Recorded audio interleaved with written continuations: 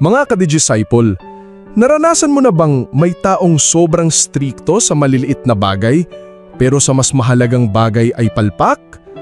Panahon na muli para ibahagi ko sa inyo ang kaunting mensaheng nakapagpapatibay ng loob sa pamamagitan ng Ebanghelyo ngayong araw, August 26, Tuesday of the 21st week in Ordinary Time. Ako po si Brother Rai. Sa Ebanghelyo natin ngayon, mula sa Mateo 23:23-26, tinaligsa ni Jesus ang mga Pariseyo. Sa inyo, mga mapagpaimbabaw, mahigpit kayong nagbibigay ng ika-10 bahagi ng yerba buena, anis at komino. Ngunit nilalampasan ninyo ang mas mahahalagang bagay ng kautusan, ang katarungan, awa at katapatan. Ipinagdiinan ni Jesus, hindi masama ang maliliit na bagay, pero huwag nating kalimutan ang mas bigat na utos ng Diyos. Sinabi pa niya, nililinis ninyo ang labas ng kopa, pero marumi ang loob.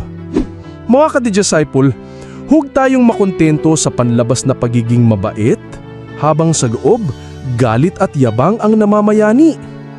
Mas mahalaga ang puso na marunong magmahal, umunawa at maging tapat kaysa sa simpleng pagpapakita ng kabanalan sa labas. Mga ka-disciple, ngayon itanong natin, malinis ba ang puso ko gaya ng ipinapakita ng aking kilos? Ako po si Brother Rai, online for Christ, offline with purpose. God bless.